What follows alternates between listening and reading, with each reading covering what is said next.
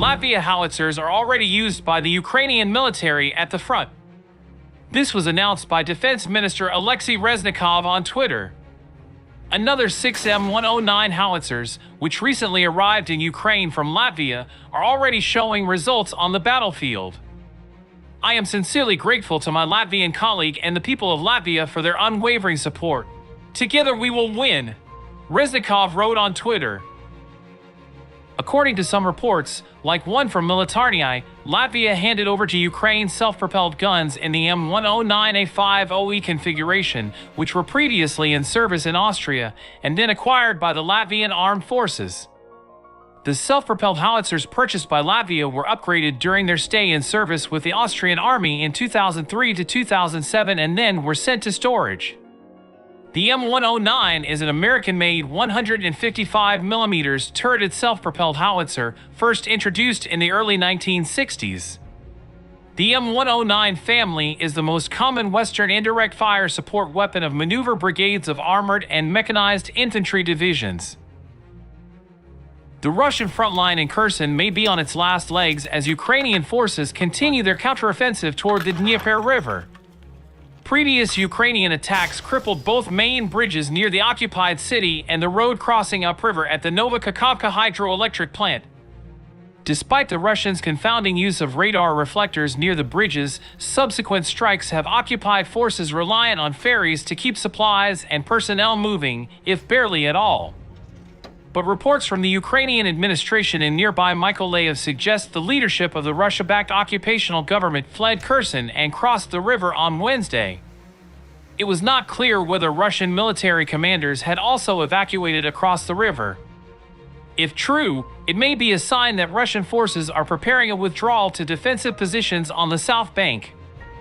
Wednesday intelligence update from the British Ministry of Defense indicated that Russian forces' endurance west of the river may depend on their stockpiles now that supply lines are all but cut. And those stockpiles are still vulnerable to Ukrainian attack, as evidenced by the large explosions in Novokakhovka on Saturday. Russia's precarious situation on the Dnieper gives Ukraine serious leverage on the attack, knowing the opponent cannot be easily resupplied. Continued Ukrainian advances may force Russia to switch from reinforcing its position to evacuating what it can, assuming that shift hasn't already occurred. A collapse of the Kherson occupation could further cost Russian goals elsewhere along its massive front line. If Ukraine actually has destroyed 20% of the Russian units committed to the war as it claims, a rout from its largest occupied city will only further weaken the special military operation. At the same time, the head of the Ukrainian military is once again reminding the world that his forces are in dire need of additional artillery. Ukrainian intelligence reports that Russian forces are shelling the Zaporizhzhia nuclear power plant in continued false flag attacks. A Russian 2S-7 Malka self-propelled howitzer was spotted near the plant, and reports from locals and at least one engineer at the occupied facility seem to confirm these attacks. Of course, substantiating these claims is impossible at this time, so take them as such. We previously wrote about continued calls to demilitarize the facility, Europe's largest nuclear power plant, amid fears of radiological disaster should it suffer further damage. Saturday's shelling reportedly spurred a mass exodus from the neighboring city of Enerhodar, with video in Zaporizhzhia Oblast showing a lengthy line of civilian and commercial vehicles clogging a two-lane road. Incredible new drone footage shows just how deadly the FGM-148 Javelin anti-tank missile is in Ukrainian hands, even at range. Filmed near Izium in late July, the video shows the long arm of St. Javelin landing a killing blow on a Russian T-80BV with a lofted shot. The damaged tank drives off smoking before catching fire as a crewman jumps out and sprints away. On the topic of anti-tank weapons, the Ukrainians appear to have fitted one of their MT-12 Raptor anti-tank guns to an MTLB. While the Soviet Army used its MTLBs as an artillery tractor, including dragging along its MT-12s, the 100mm cannon is a big gun on this chassis. Ukraine has some MTLBS in the anti-tank role equipped with 9 K-114 Sturm missiles, but fitting the Raptor looks to have required some modifications. Firing the gun requires rear braces fit for a Cold War 8-inch howitzer, likely making this vehicle a little slower on the shoot and scoot than contemporary its systems, not to mention less effective against modern armor.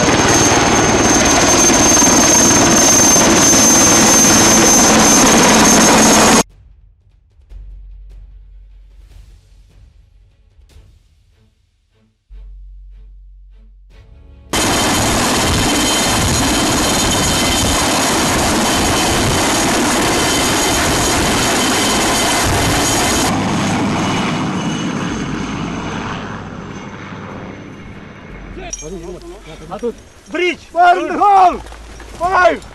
4! Deci pula.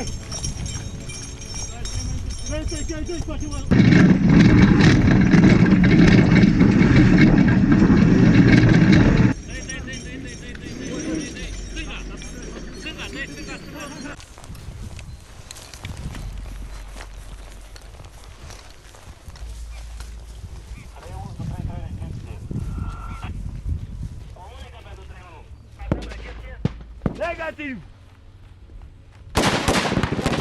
Ai dat la pădurii!